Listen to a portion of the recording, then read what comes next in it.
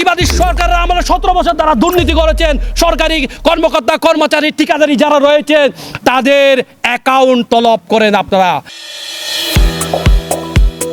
চট্টগ্রাম নগরীর ডিসি রোডের মিয়ারবাপের মসজিদ সংলগ্ন এলাকায় নির্মাণাধীন সেতুর কাজ প্রায় 3 বছরেও শেষ না হওয়ায় তীব্র ক্ষোভ প্রকাশ করেছেন স্থানীয়রা।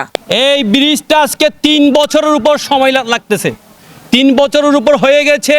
এখানে বৃহত্তর জনগোষ্ঠী বসবাস করে এবং এখানে চলাচলে বিঘ্ন ঘটে। চট্টগ্রাম উন্নয়ন কর্তৃপক্ষ সিডিএ বাস্তবায়িত মেগা প্রকল্পের আওতায় এই সেতুর নির্মাণ কাজ চললেও ধীর গতির কারণে প্রতিদিন হাজারো মানুষকে চরম ভোগান্তি পোহাতে হচ্ছে। শুক্রবার 1 মে বিকেল 5টার সময় দ্রুত কাজ শেষ করার দাবিতে স্থানীয় সর্বস্তরের মানুষ ও যুবদলের অংশগ্রহণে মানববন্ধন অনুষ্ঠিত হয়েছে। মানববন্ধনের নেতৃত্ব দেন নগর যুবদলের সাবেক সাংগঠনিক সম্পাদক এমদাদুল হক বাদশা। এমদাদুল হক বাদশা বলেন, সামান্য একটি ব্রিজের কাজ সম্পন্ন করতে যদি 3 বছর সময় লেগে যায় তবে এর পেছনে উদ্দেশ্য প্রণোদিত কোনো কারণ আছে কিনা তা নিয়ে প্রশ্ন ওঠে। তো আমরা সেনাবাহিনীকে উদ্দেশ্য করে বলতে চাই, আপনারা যাদেরকে কাজ দিয়েছেন ঠিকাদারি কোম্পানি, তারা কিন্তু এই কাজগুলি কেন ধীরগতিতে করছেন এগুলি আমাদের প্রশ্ন। এখন পৃথিবী হচ্ছে যে ডিজিটাল ওয়ার্ল্ড।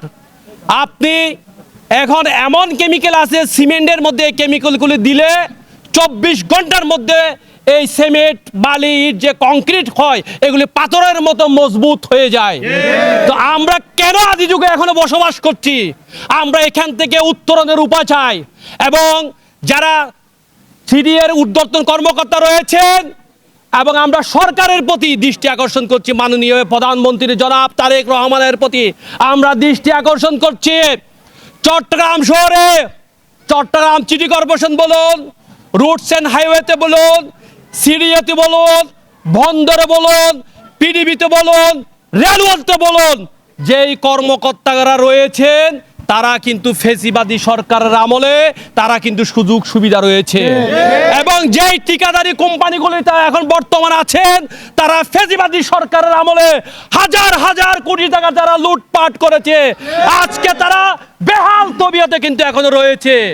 আমরা সরকারকে বলতে চাই, এই যারা ফেসিবাদী সরকারের আমলে যারা দূষর ছিল, যারা ঠিকাদারি কোম্পানি ছিল, তারা হাজার হাজার কোটি টাকা যারা লুটপাট করেছে তাদেরকে কালো তালিকাভুক্ত করে তাদের লাইসেন্স বাতিল করতে হবে। আমরা সরকারের উদ্দেশ্যে বলতে চাই, মাননীয় প্রধানমন্ত্রীর উদ্দেশ্যে বলতে চাই, আপনি যতই স্বচ্ছতার সাথে কাজ করুন, যতই আন্তরিকতার সাথে কাজ করুন, সেনাবাহিনী যত আন্তরিকতার সহিত কাজ করুন, কাজ কারা করছেন, আপনারা কাদেরকে দায়িত্ব দিয়েছেন, সরকারি কর্মকর্তা কর্মচারী কারা রয়েছেন, তারা কিন্তু ফেসিবাদী সরকারের দোসর।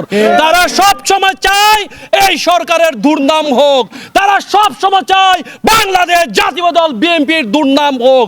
পরিকল্পিতভাবে কাজের গতি ধীর করার কারণে সিটি মেয়রের ভাবমূর্তি ক্ষুণ্ণ করার পরিকল্পনা রয়েছে যাতে জলাবদ্ধতার সৃষ্টি হয়। দ্রুত কাজ শেষের মাধ্যমে শ্রমিকের সংখ্যা বাড়ানো জরুরি, কিন্তু এখানে অল্প সংখ্যক শ্রমিক দিয়ে কাজ চালিয়ে জনভোগান্তিকে দীর্ঘায়িত করা হচ্ছে বলে মনে করছেন যুবদলের এই নেতা। মেয়র মহোদয় দেখছেন একজন শিক্ষিত সুশিক্ষিত নম্র ভদ্র মানুষ, উনি চট্টগ্রাম শহরের 60 লক্ষ মানুষের কথা চিন্তা করে উনি দিন রাত পরিশ্রম করে যাচ্ছেন। আপনারা দেখছেন প্রতিনিয়ত চট্টগ্রাম শহরে এমন কোনো জায়গা নেই উনি যাচ্ছেন না, রাত হোক দিন হোক। এই লোকটি আমার মনে 4 ঘন্টা সে ঘুমায় না। চট্টগ্রাম উন্নয়ন করার ক্ষেত্রে শুধু এই লোকটার দায়িত্ব নয়, আমাদের চট্টগ্রাম শহরে 80 লক্ষ মানুষের আমাদের নৈতিক দায়িত্ব রয়েছে। আজকে এই সিডিএর চেয়ারম্যান যিনি, তার নেতৃত্বে তার অধীনে আজকে এই জলবদ্ধ প্রকল্প নিরসনের কাজ চলছে। আপনারা জানেন তার কোনো তার কোনো ভূমিকা আমরা দেখতে পাই না। এর আগে সরকার ও দায়িত্বশীল প্রতিষ্ঠান কর্তৃপক্ষের বরাবর প্রতিশ্রুতির 3 যুগেও জলবদ্ধতা থেকে রেহাই পায়নি চট্টগ্রামবাসী। প্রায় 70 থেকে 80 লক্ষ নগরবাসীর দুর্ভোগ দুর্দশায় প্রধানমন্ত্রীর দুঃখ প্রকাশ ও সমাধানের আশ্বাস দেন। এতে ভারী বৃষ্টিতে চট্টগ্রাম নগরীতে জলাবদ্ধতায় দুর্ভোগের কারণে নগরবাসীর কাছে দুঃখ প্রকাশ করেছেন প্রধানমন্ত্রী তারেক রহমান। এই কষ্টের জন্য আমি আমার অবস্থান থেকে চট্টগ্রাম শহরে বসবাসকারী সকল নাগরিকের কাছে আন্তরিকভাবে দুঃখ প্রকাশ করছি। আমরা চেষ্টা করছি যত দ্রুত সম্ভব এই সমস্যাটা থেকে মানুষকে বের করে নিয়ে আসা যায়। সামান্য বৃষ্টিতে জলাবদ্ধতা সহ টানা ও ভারী বৃষ্টিতে মহানগরীর বিভিন্ন এলাকায় আবারও ভয়াবহ জলাবদ্ধতা দেখা দিয়েছে, যা চট্টগ্রামবাসীর দীর্ঘদিনের ভোগান্তি অব্যাহত রয়েছে যুগের পর যুগ ধরে। ল্যান্ড আরবানাইজেশনের জন্য সিটি গভর্নমেন্টের কোনো বিকল্প নেই। সিটি গভর্নমেন্ট যতক্ষণ না থাকবে আমি মন্ত্রী পদমর্যাদা চেয়েছি, যাতে করে চট্টগ্রাম থেকে আব্দুল আজিজ, দিগন্ত টিভি।